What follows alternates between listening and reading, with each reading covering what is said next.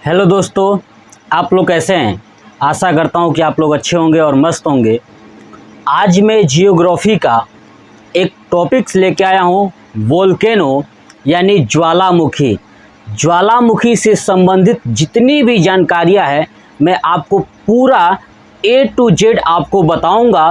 और दूसरी चीज़, मैं इसका एक और सेकेंड पार्ट भी लेके आऊँगा, उसमें आपको विश्व की प्रमुख ज्वालामुखी से रिलेटेड उसमें रहेगा और उसके याद करने का ट्रिक्स भी बताऊंगा कि किलामू ज्वालामुखी कहाँ है ना, विसुवियस क्या कहाँ है। ठीक है, ऐसे ही तमाम बहुत सारे जितनी भी ज्वालामुखी हैं भारत के अंदर, कौन कौन सी ज्वालामुखी है, सबका डिटेल्स के साथ मैं एक और वीडियो लाऊंगा। उसमें आपको पूरा याद करा दूंगा कि विश्व की सबसे ऊंची ज्वालामुखी कौन सी है ना, कोटापैक्सी ज्वालामुखी कहाँ है, एटना ज्वालामुखी कहाँ है, ये पूरा डिटेल्स के साथ मैं एक और पार्ट लेके आऊँगा।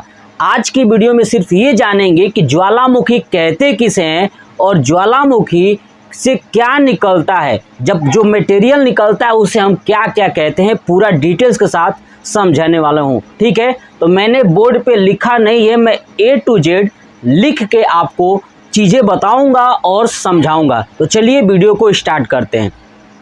वीडियो को स्टार्ट करने से पहले मैं आपको थोड़ी सी बात बता दूं कि मैंने पिछले वीडियो में एक आई थिंक 2 महीने पहले जो मैंने वीडियो अपलोड किया था, ठीक है, उसमें मैंने बताया था कि पृथ्वी की आंतरिक संरचना क्या है, ठीक है, और आंतरिक संरचना के अंतर्गत क्या क्या पाया जाता है।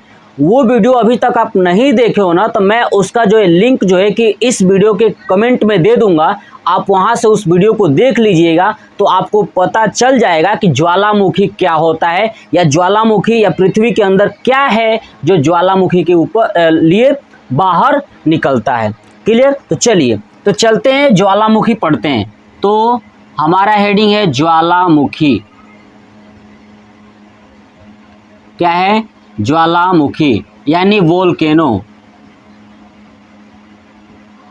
ठीक है, वोल्केनो क्या होता है, ज्वालामुखी क्या होता है कि ध्यान सुनिए, पृथ्वी के अंदर से, कहां से? पृथ्वी के अंदर से निकलने वाली गैस, राख, पदार्थ है ना, यानी मेटल। ठीक है, पृथ्वी के अंदर से निकलने वाली गैस, राख है ना, गैस को गैस ही बोलते हैं, इसको बोलते हैं एस मतलब होता है राख, और मेटल मतलब कि पदार्थ। यानी पृथ्वी के अंदर से निकलने वाली गैस, राख और पदार्थ आदि को ही क्या बोला जाता है? ज्वालामुखी। क्या बोला जाता है? ज्वालामुखी। इस पदार्थ के अंतर्गत जो है कि एलिमेंट्स आते हैं। क्या आते हैं? एलिमेंट्स। एलिमेंट्स का मतलब होता है तत्व। क्या आता है? तत्व।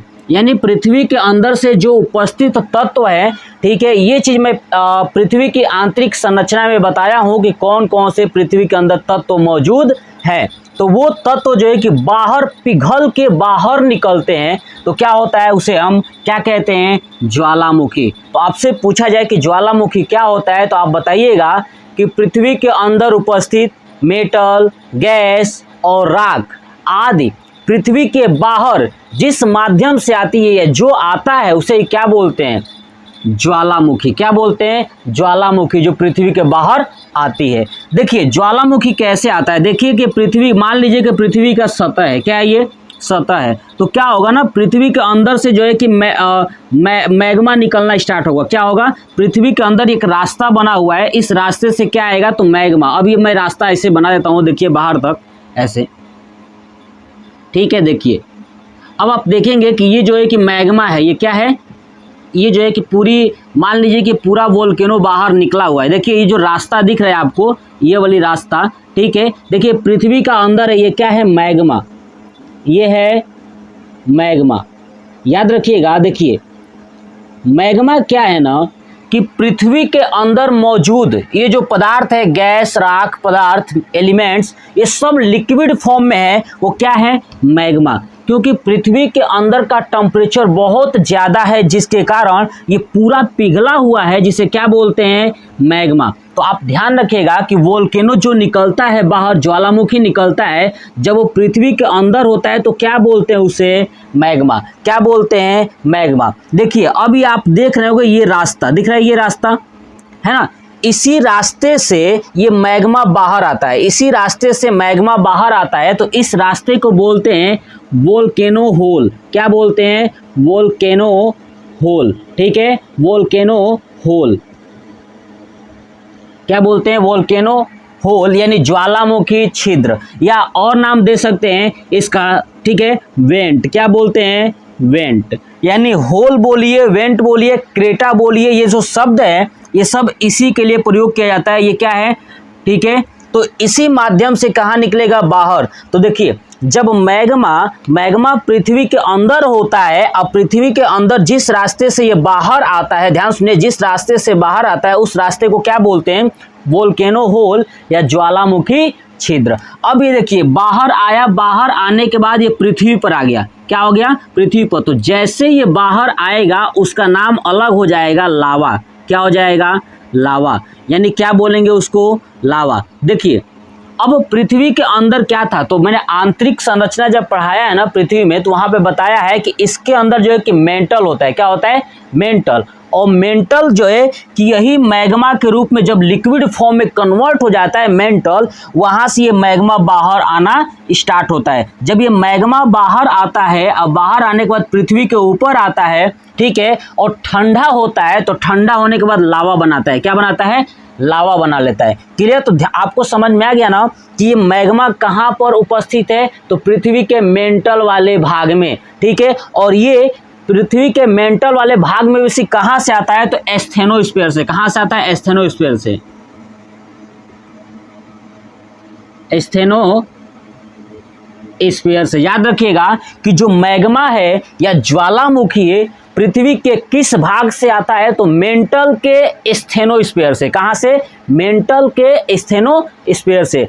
पृथ्वी का जो 3 भाग है ना, क्रस्ट, मेंटल, कोर, तो मेंटल के एस्थेनोस्फीयर भाग से ये जो मैग्मा है लिक्विड फॉर्म में बहुत ज़्यादा हो जाता है और इसके अंदर इतना ज़्यादा गैस क्रिएट हो जाता है। जैसे हम इंसान है तो हमारे शरीर के अंदर, आपके शरीर के अंदर या किसी भी जानवर के शरीर के अंदर गैस बनता है। क्या बनता है? गैस। तो गैस कहाँ आता है? या तो ऊपर से आएगा या तो नीचे से आएगा, है ना। बट पृथ्वी में तो ऐसा है नहीं। पृथ्वी में चारों तरफ पृथ्वी का एक ही आकार है, तो पृथ्वी कहीं से भी निकलेगी तो वो ऊपर ही दिशा होगा ना, ऊपर ही होगा। मान लीजिए कि पृथ्वी गोल है तो बीच से अगर ऊपर आया तो सरफेस पे आएगा, नीचे की तरफ गया तो नीचे वाले सरफेस पे आएगा। तो बस वही है, गैस क्रिएट होता है पृथ्वी के अंदर। जो गैस क्रिएट होता है ना, पूरा एकदम जैसे पेट में हड़बड़ी होती है ना, घड़ घड़ घड़ घड़ पेट, वैसे ही पृथ्वी के अंदर भी जो मैग्मा होता है ना, वो इतना ज़्यादा गैस क्रिएट हो जाता है कि मैग्मा तुरंत कहाँ होती है? बाहर की तरफ निकलना चाहती है। और जैसे निकलेगी ना तो पृथ्वी के पूरा एरिया को क्या करेगी? जिस एरिया जो पतला मिलेगा, जो एरिया पतला होता है उसी एरिया से निकलना स्टार्ट होता है। जैसे मैं आपको बता दूं कि देखिए अगर पृथ्वी की संरचना में देखूं थोड़ा सा स्ट्रक्चर, तो ये वाला आप समझिए थोड़ा सा बात। ये ऐसे देखिए, ये वाला वो एरिया है या ये वो डिस्टेंस है जहाँ पे इंसान रहते हैं, मानव रहते हैं, है ना। तो ये क्रस्ट जो है, क्रस्ट है। क्या है? ये क्रस्ट है। और ये 2 तरह की क्रस्ट होती है। एक होता है कॉन्टिनेंटल क्रस्ट यानी महाद्वीपीय क्रस्ट, और एक होता है ओशियनिक क्रस्ट। क्या होता है? ओशियनिक क्रस्ट यानी ये होता है महासागरीय क्रस्ट। देखिए ये वाला महासागरीय वाला क्रस्ट जो है ना कि पतला होता है, लगभग जो है कि 5 किलोमीटर से स्टार्ट होता है, ठीक है। और ये वाला लगभग 100 किलोमीटर यानी 80 से 100 किलोमीटर तक होता है, जिस पे हम लोग रहते हैं। यह है कॉन्टिनेंटल क्रस्ट जो कि 80 से 100 किलोमीटर तक है, ठीक है। और ये क्रस्ट जो है कि 5 किलोमीटर तक है। अब बाकी इसके ऊपर पानी है। क्या है? ये पानी है, वाटर है ना। इसके लिए इसको बोलते हैं ओशियनिक क्रस्ट यानी महासागरीय या सागरीय क्रस्ट। अब देखिए इसके नीचे क्या है? तो ये है मेंटल। क्या है? ये मेंटल, यही है मेंटल। और मेंटल में क्या होता है? जब बहुत ज़्यादा लिक्विड फॉर्म में कन्वर्ट होगा तो बनेगा मैग्मा। क्या बनेगा? मैग्मा। और ये मैग्मा किस भाग में बनता है? मैंने बताया एस्थेनोस्फीयर में। और यही मैग्मा बाहर आएगा। अब सोचिए ये मैग्मा अगर बाहर आया तो बाहर क्या इस कॉन्टिनेंटल क्रस्ट यानी जिस पे मानव रहते हैं क्या वहां से आ सकता है? क्या जल्दी नहीं आएगा। क्यों नहीं आएगा? क्योंकि 80 से 100 किलोमीटर वाला एरिया ही है। अब लेकिन वो इसी एरिया से आएगा जहां पे कम है। देखिए लगभग 5 किलोमीटर, 5 से 7 किलोमीटर तक होता है। तो इतने एरिया है, पतला एरिया है, इसलिए जो मैग्मा है यहीं से बाहर निकलता है। तो मोस्टली जो ना ज्वालामुखी होती है वो समुद्र के किनारे वाले एरिया से निकलती है। मैंने आपको समझा दिया क्यों समुद्र के किनारे वाले एरिया से निकलता है, आपको समझ में आ चुका होगा। तो देखिए अब ये जब निकलता है तो बाहर आएगा, तो बाहर जब ठंडा होगा तो क्या बोलेंगे उसे? लावा बोलेंगे। क्या बोलेंगे? लावा बोलेंगे। लेकिन और सुनिए, जब यही चीज जब ये बाहर जमीन पे आता है, सरफेस पे आता है तो ठंडा होता है तो लावा बनता है। लेकिन अगर यही चीज वाटर में चला गया, कहाँ पे? अगर जल में गिरता है तो उसे हम बोलते हैं टफ। क्या बोलते हैं? टफ। याद रखिएगा कि यदि मैग्मा बाहर आया, अर्थ सरफेस पे आया और ठंडा होगा तो लावा कहेंगे, और यही जब पानी के अंदर गिरेगा और ठंडा होगा तो क्या बोलेंगे उसको? टफ बोलेंगे। क्या बोलेंगे? टफ बोलेंगे। ठीक है। लेकिन यही चीज अगर ऊपर देखिए, जैसे ये निकलेगा तो कभी कभी आपका अगर पेट खराब होता है ना, तो देखते हैं ना जो प्रेशर इतना ज़्यादा क्रिएट हो जाता है पेट के अंदर कि जैसे हम बाथरूम में जाते हैं तो बहुत तेज, या तो बहुत तेजी से आएगा या तो छोटे छोटे दाने के रूप में छर छर छर छर करके आएगा, है ना। तो जो छोटे छोटे दाने के रूप में आता है तो दो तरीके का सुनिए। देखिए जब छोटे छोटे दाने के रूप में आएगा, ठीक है, और दाने के रूप में आता है तो इसे हम दो नाम देते हैं। देखिए एक को बोलते हैं स्कोरिया। क्या बोलते हैं? स्कोरिया, है ना। स्कोरिया क्या बोलते हैं? स्कोरिया। छोटे छोटे दाने के रूप में या चने के रूप में जो मैग्मा बाहर निकलता है उसे क्या बोलते हैं? स्कोरिया। ठीक है। और यही स्कोरिया को एक और नाम से कहा जाता है जिसे बोलते हैं सिंडर। क्या बोलते हैं? सिंडर, है ना। क्या बोलते हैं? सिंडर। याद रखिएगा सिंडर क्या है। ठीक है। तो सिंडर क्या है कि जब ज्वालामुखी छोटे छोटे दाने के रूप में बाहर निकलती है और ठंडा होती है तो क्या कहते हैं उसे? सिंडर। क्या कहते हैं? सिंडर। और यही मैंने बता दिया स्कोरिया किसे बोलते हैं? सिंडर को ही स्कोरिया बोलते हैं। यानी जो चने के रूप में आता है, छोटे छोटे भुरभुरा चने के रूप में, उसे क्या बोलते हैं? स्कोरिया। और उसे क्या बोलते हैं? सिंडर। अब समझिए ये मैग्मा था, मैग्मा बाहर आया, ठंडा हुआ तो लावा बना। ठीक है। और ये क्या हुआ? ठंडा हुआ तो लावा बना। जल के अंदर गया तो टफ बना, और ये चने के रूप में निकला तो जिसको स्कोरिया बोले और इसी को सिंडर बोले। जब ठंडा होगा, क्योंकि जैसे ये चने के रूप में बाहर निकलेगा तो जल्दी ठंडा हो जाएगा, क्योंकि छोटा छोटा रहेगा ना, और जल्दी ठंडा हो जाएगा। और जब जल्दी ठंडा होगा तो क्या बना लेगा? तो सिंडर बना लेगा। क्या बना लेगा? सिंडर बना लेगा। तो ये था हमारा मैग्मा बाहर आ गया। अब समझिए बेसिक कॉन्सेप्ट, देखिए ध्यान से, इसको मैं हटाता हूं, ध्यान सुनिए, आप मेरी बातों को सुन के लिखते चलिए। देखिए अब मैं ये बताया था कि ये जो वोल्केनो है जब बाहर आता है तो ध्यान सुनिए। अब जो है, अब देखिए इस रास्ते को क्या बोलते हैं? मैंने अभी समझाया था इस रास्ते को क्या बोलते हैं?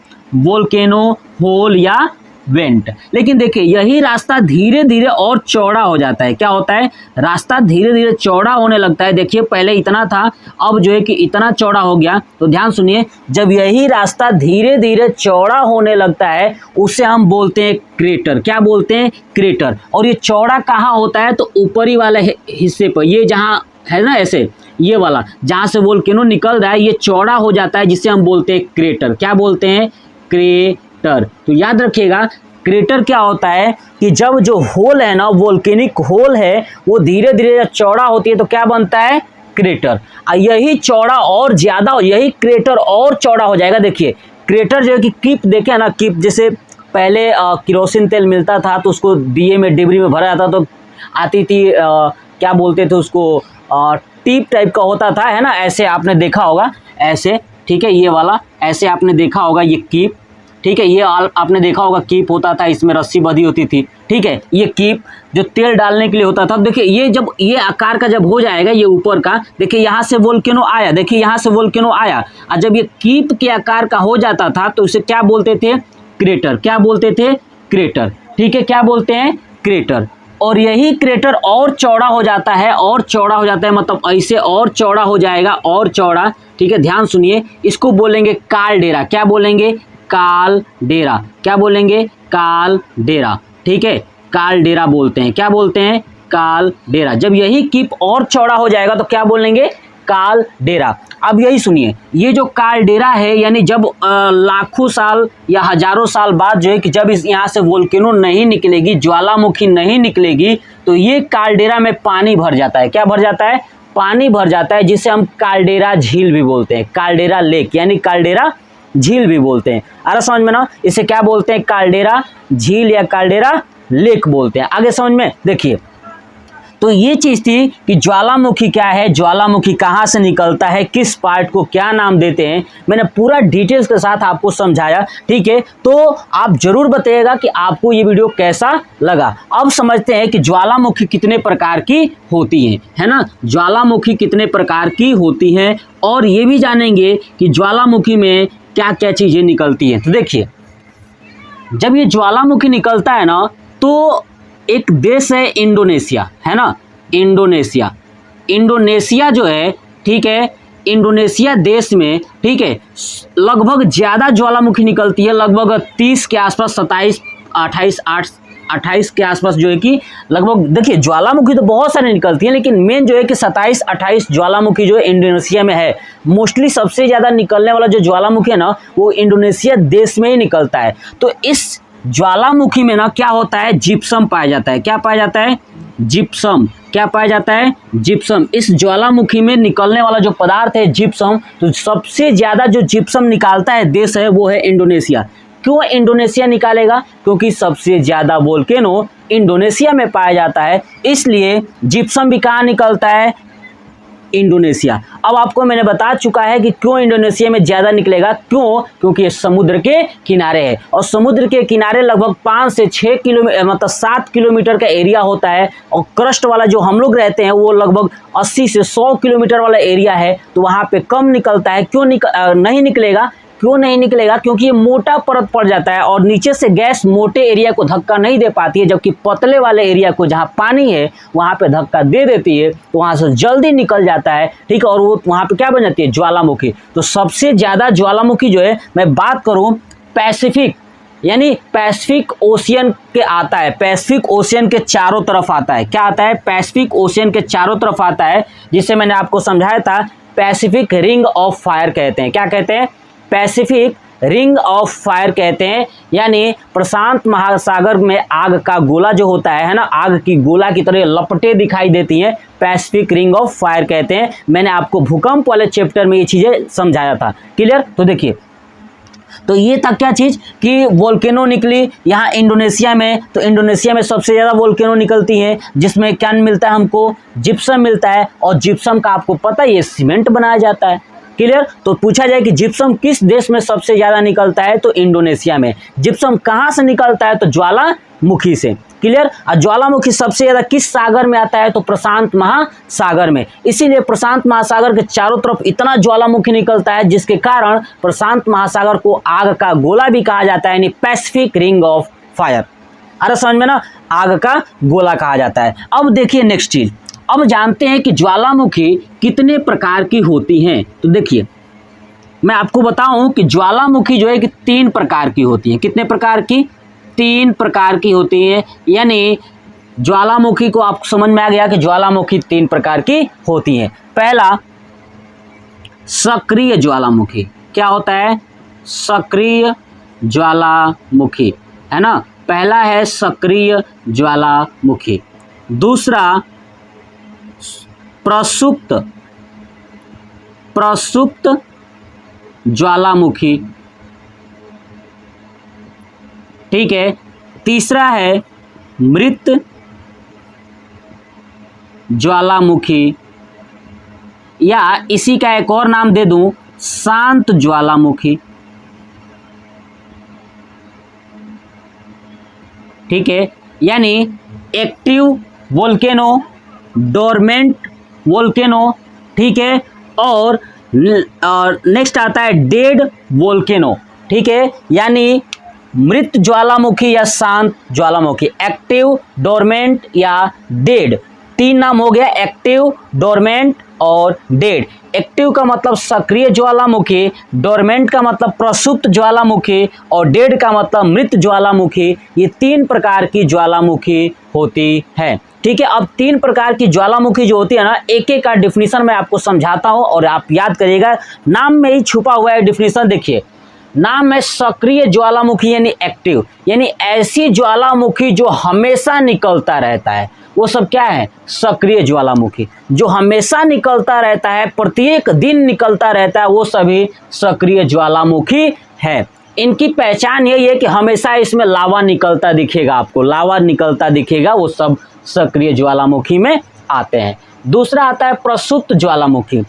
ऐसी ज्वालामुखी जिसमें से निकलना बंद हो गया है लेकिन कभी भी निकल सकता है। समझ रहे हैं ना? निकलना बंद हो गया है लेकिन कभी भी निकल सकता है, वो सभी प्रसुप्त ज्वालामुखी में आते हैं।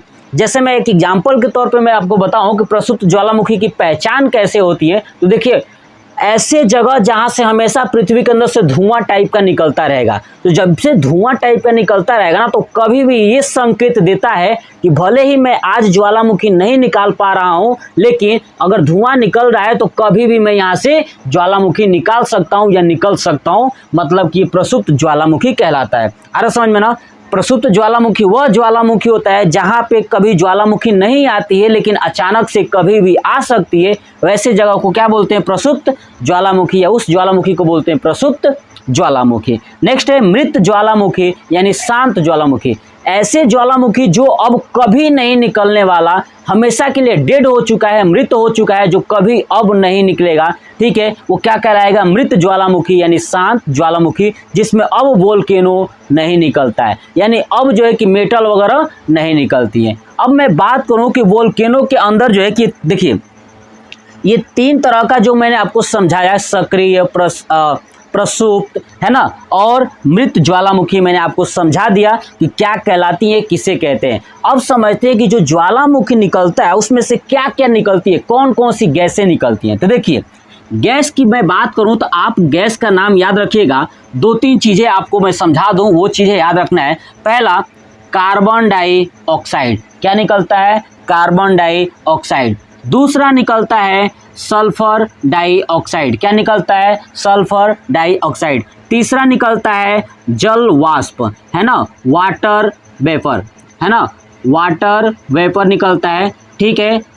और जो है कि वाटर वेपर निकलता है, जल वाष्प। आपको बता दूं कि जब वोल्केनो निकलता है तो लगभग जो है कि जल वाष्प जो है कि 60 से 70% तक यही निकलता है। क्या? जल वाष्प। यानी जब वोल्केनो होगा तो सबसे ज्यादा क्या निकलेगा? जल वाष्प निकलेगा। क्यों जल वाष्प निकलेगा? क्योंकि वोल्केनो कहाँ निकल रहा है? समुद्र के किनारे, तो समुद्र में पानी है तो पानी के साथ जल वाष्प निकलेगा। भयानक निकलता है, बहुत भयानक विस्फोट होता है, समझ रहे हैं? बहुत भयानक निकलता है जब पृथ्वी को, ठीक है, पृथ्वी की सुरक्षा करता है। देखिए, अगर ये सोचिए कि अगर हमारे शरीर के अंदर गैस बने और गैस के निकलने का रास्ता ना हो, तो सोच के देखिए हालत क्या होगी, समझ रहे? ऐसे ही पृथ्वी है, पृथ्वी के नीचे जब गैस क्रिएट होता है तो उसको निकालने के लिए वोल्केनो यानी ज्वालामुखी बहुत ज़्यादा जरूरी है। क्यों जरूरी है? अगर ये ना होता तो सोच के देखिए पूरी पृथ्वी को नष्ट हो जाएगी। क्यों? फट जाएगी अचानक से कहीं से। तो ये जो होल है वो यानी ज्वालामुखी का जो रास्ता है ना, ये बहुत ही ज़्यादा अच्छा है ताकि वोल्केनो आसानी से निकल पाती हैं। क्लियर? तो देखिए, जलवाष्प सबसे ज़्यादा 60 से 70% जलवाष्प निकलते हैं और कार्बन डाइऑक्साइड निकलता है और सल्फर डाइऑक्साइड निकलता है। देखिए, जब कभी कभी पानी होता है ना, जो वाटर होता है, ठीक है, वाटर जो है कि जब वाटर निकलता है और यही वाटर गर्म निकलता है, ठीक है, कैसा निकलता है? वाटर केवल गर्म निकलता है, एकदम मतलब समझिए कि भाप की तरह, एकदम वाष्प की तरह, एकदम गर्म पानी, धड़कते गर्म पानी फेंकता है बाहर की तरफ, फव्वारे की तरफ पानी निकलता है, ठीक है, वाटर, उसे ही एक नाम दिया गया है। ध्यान रखिएगा, जब ये गर्म पानी निकलता है ना, ठीक है, गर्म पानी, देखिए गर्म पानी निकलेगा, पहला तो गर्म पानी निकलेगा और दूसरा वही गर्म पानी धुएं की तरह उड़ के निकलेगा, यानी पूरा वाष्प बन जाएगा, एकदम पूरा वाष्प। जब पूरा वाष्प बन जाता है तो उसे ही बोलते हैं मतलब धुआं हो गया, है ना, नहीं बोलते हैं धुआं धुआं हो गया। तो यही जो वाटर के साथ, वाटर को जब गर्म करेंगे तो दो चीज़ बनेगा, एक तो पहले गर्म पानी बनेगा और ऊपर से और ज़्यादा गर्म करेंगे तो वाष्प बन जाएगा। तो जो ज़्यादा वाष्प बन जाता है उसे एक नाम दिया गया है धुआर। क्या बोला जाता है? धुआरा। या कभी आपने देखा होगा कि अलास्का है ना, अमेरिका का एक जगह अलास्का, अलास्का में जो है कि एक शहर है जिसे नाम दिया गया हजारों धुआरों का शहर।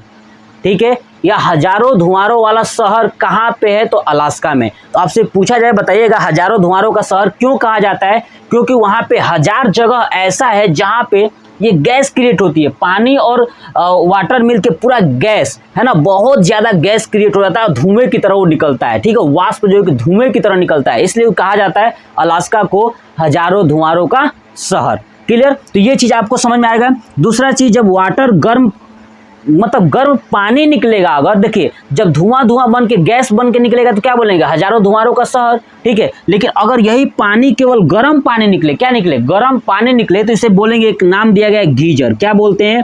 गीजर। ठीक है, याद रखिएगा, क्या बोलते हैं? गीजर। ठीक है, गीजर बोलते हैं। तो याद रखिएगा ये क्या है? गीजर। यानी जब गर्म पानी निकलेगा तो गीजर, और वही गर्म पानी जब धुएं की तरह, वाष्प की तरह बहुत ज्यादा तेज निकलेगा तो अलास्का में ये निकलता है, इसलिए अलास्का को कहा जाता है हजारों धुआरों का शहर, क्योंकि वहां पे बहुत ज्यादा धुआं की तरफ निकलता रहता है, वाष्प निकलता रहता है। ठीक है, तो आपको समझ में आया सबसे ज्यादा क्या निकलता है? जलवाष्प निकलता है। ठीक है, बाकी जो है carbon dioxide, sulphur dioxide, geyser. ठीक है, ये सब समझा दिया कि क्या होता है। ठीक है, और मैंने आपको बता दिया कि वोल्केनो कितने प्रकार की होती हैं। नेक्स्ट पार्ट में आपको मैं ये बताऊंगा कि विश्व की प्रमुख वोल्केनो कहाँ है, यानी एक्टिव वोल्केनो, ठीक है, डोरमेंट और डेड वोल्केनो यानी मृत वाला। पूरा डिटेल्स के साथ मैं कॉन्सेप्चुअल आपको याद कराऊंगा, ट्रिक से याद कराऊंगा कि कौन कौन सी वोल्केनो कहाँ पे है, कोटापैक्सी कहाँ है ना, एटना कहाँ है। ठीक है, ये पूरा आपको डिटेल्स के साथ मैं समझाने वाला हूं और तरीका भी बताऊंगा याद करने का। तो इस वीडियो में आपको मैंने ये समझाया कि ज्वालामुखी क्या होता है, ज्वालामुखी कितने प्रकार की होती है, क्रेटर क्या होता है, काल्डेरा क्या होता है, गीजर क्या होता है, पूरा डिटेल्स आपको समझ में आ चुका होगा कि मैंने पूरा सब्जेक्ट समझा दिया है। तो ये वीडियो कैसा लगा कमेंट बॉक्स में कमेंट करके ज़रूर बताइएगा। ठीक है, और अपने भाई को सपोर्ट करिए, मैं और ज़्यादा से ज़्यादा बेहतर लाने की कोशिश करूँगा। ठीक है, तो आप मुझे कमेंट करके ज़रूर बताइएगा कि आपको ये वीडियो कैसा लगा, और नेक्स्ट पार्ट के लिए आप प्रिपेयर रहिएगा, क्योंकि नेक्स्ट पार्ट में मैं पूरा ज्वालामुखी बताऊँगा जो कंपटीशन लेवल में पूछा जाता है कि कौन कौन सी ज्वालामुखी कहाँ पे है, भारत के अंदर कौन सी ज्वालामुखी है ना, कौन सा ऐसा जगह है जहाँ पे ज्वालामुखी है ही नहीं। ये पूरा डिटेल्स मैं नेक्स्ट पार्ट में लाने वाला हूँ। तो वीडियो के लिए वेट करिए, और अभी तक सब्सक्राइब नहीं किया हो तो चैनल को सब्सक्राइब कर लीजिएगा, कमेंट करिए, लाइक करिए, शेयर करिए। जय हिंद, जय भारत, वंदे मातरम।